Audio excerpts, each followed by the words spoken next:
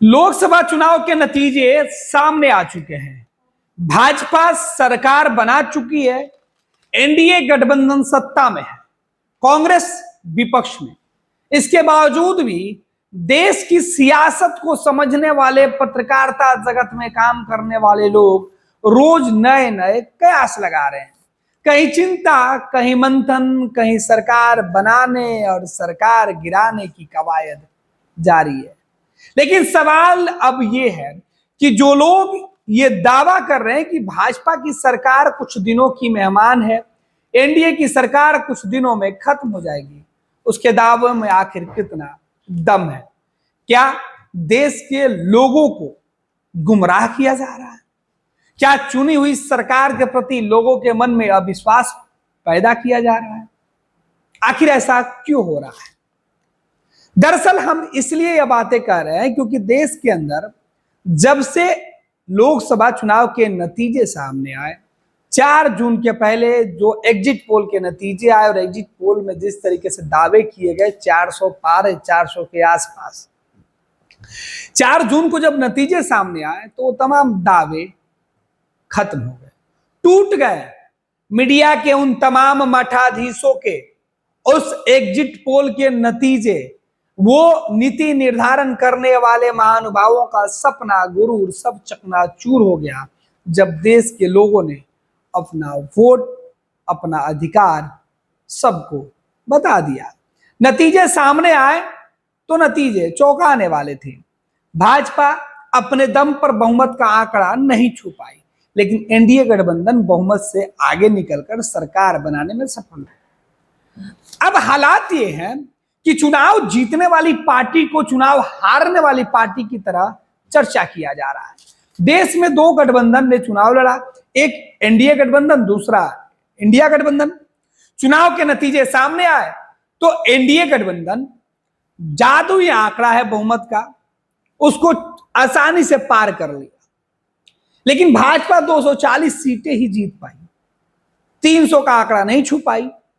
लिहाजा यह कहा जा रहा था कि जो सरकार गठबंधन की सरकार है, गठबंधन पहले से तय हो चुका था, गठबंधन में लोगों ने चुनाव लड़ा और गठबंधन के नाम पर वोट मिला।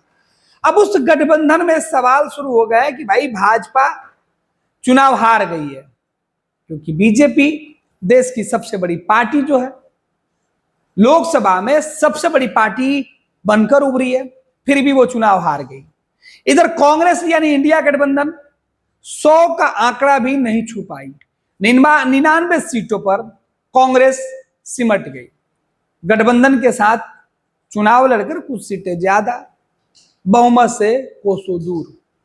और अब जो राजनीतिक दल जनता के चुने हुए फैसले, दिए हुए फैसले, जनता का जो फैसला था, उस फैसले पर भरोसा नहीं करके कांग्रेस पार्टी और इंडिया गठबंधन अपने हारने से ज्यादा खुद जीतने की दावा कर रहे हैं कि चलिए पहले हम 50 सीटें थे, हम बढ़कर अब 99 सीटें हो गए हैं। लेकिन अगर आप 99 सीट के मालिक हो गए हैं तो 543 सीटों में से अगर 99 सीटें माइनस कर दें तो आप उतने हारने के भी जिम्मेवार हैं।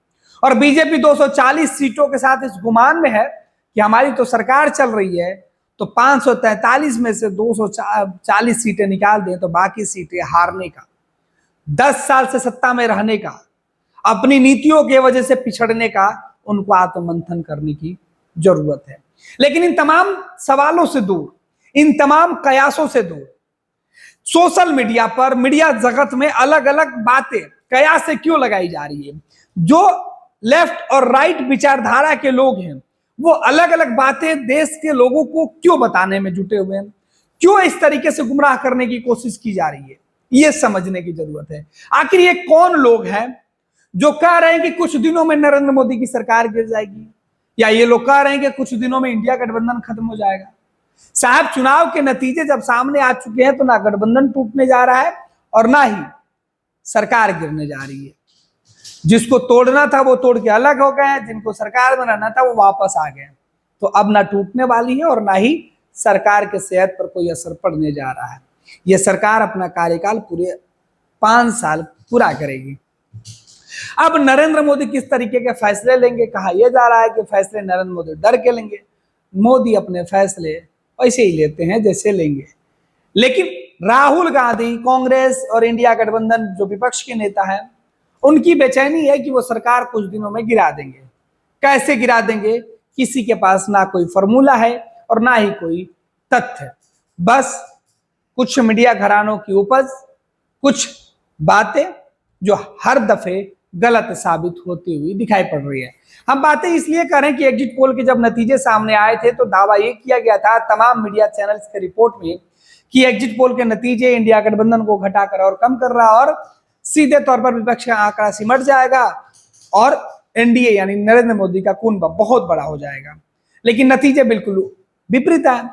विपक्ष का कुनबा बड़ा हो गया, नरेंद्र मोदी और बीजेपी का कुनबा सिमटकर छोटा हो गया। अब सिमटने और बढ़ने के सिलसिला में जो आकलन और जो आंकड़े दिए गए थे वो गलत हो गए।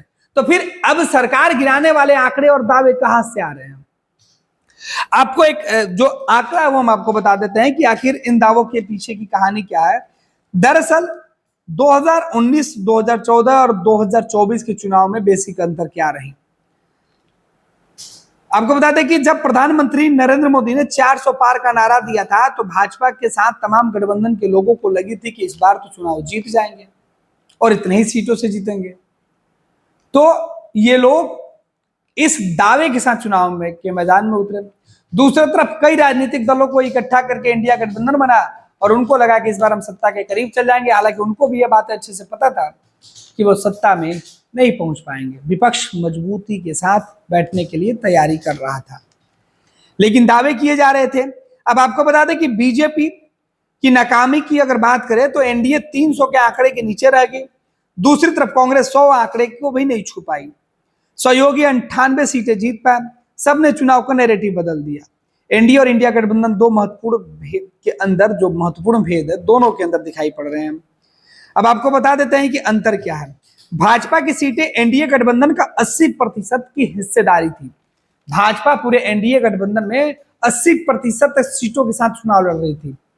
भाजपा देश भर में जहां चुनाव लड़ रही थी उनमें 543 में 80% सीटें भाजपा अकेले लड़ रही थी, जबकि इंडिया गठबंधन अपने सहयोगियों के साथ मिलकर चुनाव लड़ रही थी। और इंडिया गठबंधन इस चुनाव में जो पूरे देश के अंदर जो राजनीतिक दलों के साथ गठबंधन था, उस गठबंधन में कांग्रेस पार्टी मात्र 40% सीटों पर ही देश भर में चुनाव लड़ रही थी। एक तरफ बीजेपी 80% और कांग्रेस 40%।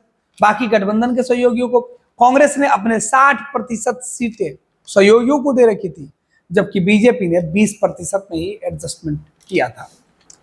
अब गैर बीजेपी गठबंधन वाली जो पार्टियां थी उनके जो नतीजे आए निकलकर, खास तौर पर अगर हम कांग्रेस की बात करें तो उनकी संख्या इस चुनाव में बढ़ गई, जबकि बीजेपी और उनके सहयोगियों की संख्या घट गई। पिछले चुनाव में 300 का आंकड़ा छूने वाली भाजपा इस चुनाव में पूरी तरीके से सिमट गई थी। 240 सीटों, कई सीटों का नुकसान।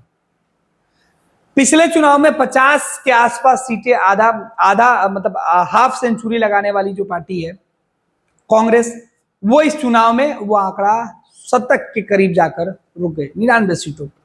हालांकि उनके सहयोगी ने बेहतर प्रदर्शन किया और यह आंकड़ा लगभग 200 के आस पहुंच गया।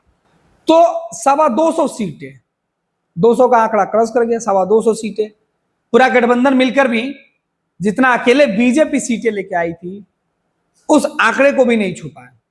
और ये लोग सरकार गिराने की बात कर रहे हैं। अब दावों को बल कैसे मिल रहा है?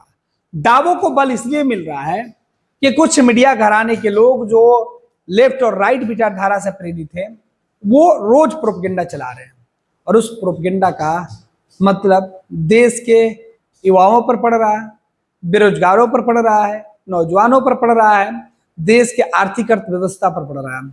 लोगों के मन में संशय साफ साफ दिखाई पड़ने लगी है। ना बीजेपी उन दावों को दूर करने में जुटी है और ना ही विपक्ष के नेता उन दावों पर विराम लगा रहे हैं, बल्कि मीडिया की उपज मीडिया में ही चर्चा है और देश के लोग गुमराह हो रहे हैं। अब सवाल यह है कि जब बात मीडिया में हो रही है तो चर्चा हम क्यों कर रहे हैं? चर्चा हम इसलिए कर रहे हैं क्योंकि देश के अंदर किसी भी सरकार के खिलाफ अस्थिरता का माहौल बनाए रखना कहीं से भी वाजिब नहीं है। सबको मंथन करना चाहिए। और आज जिस तरीके से सोशल मीडिया पर लोगों का भरोसा कम हुआ है, जिस तरीके से गलतफहमी, गलत सूचनाएं फैलाई जा रही है, उसका खमियाजा ये है कि देश में अब चुनी हुई सरकार पर से लोगों का भरोसा कम करने के लिए इस तरीके की बातें की जा रही है। दूसरी तरफ जो लोग उम्मीद लगाकर बैठे थे, जो भाजपा से नाराज थे, जो वोट किए थे, वो इस उम्मीद में बैठे रह जाएंगे कि कुछ दिनों के बाद उनकी बातें अगली सरकार आकर मान लेगी। इसलिए ऐसे लोगों को गुमराह होने से बचाना भी है। सरकार 5 साल तक चलेगी। अब नए मुद्दे और नए एजेंडे के साथ देश के नौजवानों को, बेरोजगारों को, रोजगारों वाले को, या देश की सरकार को और देश की विपक्ष की पार्टियों को लोगों के हित में काम करना होगा, लोगों के हित में बात करना होगा, लोगों की समस्या देखना और सुनना होगा।